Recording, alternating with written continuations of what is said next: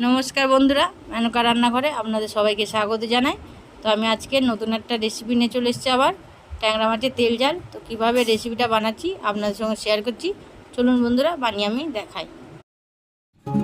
আমি এখানে ট্যাংরা মাছগুলো ভালো করে নুন দিয়ে ভালো করে কষলে ধুয়ে নিয়েছি, নিয়ে তারপরে নুন হলুদ মাখিয়ে নিচ্ছি। এইভাবে কড়াই তেল দিয়ে দিয়েছি, তেলটা গরম হয়ে গেছে, আমি মাছগুলো ভেজে নিচ্ছি। এভাবে লাল লাল করে ভেজে তুলে নেব। কড়ার মধ্যে এবার দিয়ে দিলাম পেঁয়াজ কুচি, ঝিরিঝিরি করে পেঁয়াজগুলোকে কুচিয়ে নেব। দিয়ে পেঁয়াজগুলোকে একটু ভাজা ভাজা করে নেব। তো পেঁয়াজটা ভাজা ভাজা হয়ে এসছে, এর মধ্যে দিয়ে দেবো আদা রসুন বাটা। আদা রসুন বাটা দিয়ে দিচ্ছি, দিয়ে ভালো করে আবার ওটাকে কষে নিচ্ছি মশলাটাকে। এবার দিয়ে দেবো টমেটো ঘষে রেখেছিলাম একটা, টমেটোটা দিয়ে দিলাম। দিয়ে আবার একটু নেড়ে ওটা একটু কষে নেবো আবার। এবার কষে নিতে হবে ভালো করে।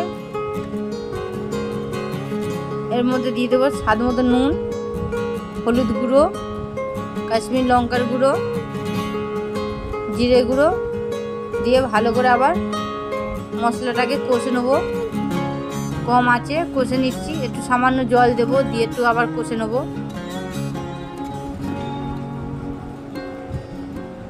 সামান্য জল দিয়ে আবার কষে নিচ্ছি।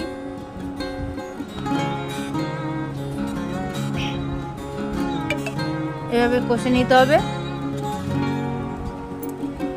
ট্যাংরা মাছ বেশি ভাজলে হবে না, হালকা করে ভাজতে হবে। এর মধ্যে দুটো কাঁচা লঙ্কা দিয়ে দিলাম, দিয়ে আবার কষে নিচ্ছি। দিয়ে পরিমাণ মতন এবার জল দিয়ে দিলাম, বেশি জল দেবো না। ট্যাংরা মাছ বেশি ভাজলে এটা শক্ত হয়ে যায়, ওই জন্য ট্যাংরা মাছটাকে বেশি ভাজতে নেই।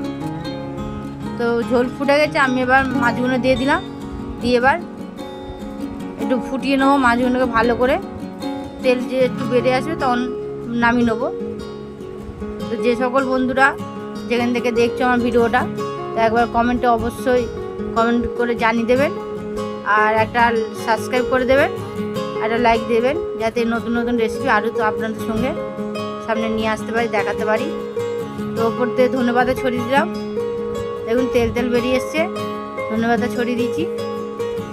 দিয়ে আমি নামিয়ে নিচ্ছি, দেখুন রেসিপিটা হয়ে গেছে। তো কেমন হলো একবার অবশ্যই কমেন্টে জানিয়ে দেন বন্ধুরা। আবার নতুন নতুন রেসিপি আবার নিয়ে আসবো। তো এখনকার মতন আবার এলাম, নমস্কার।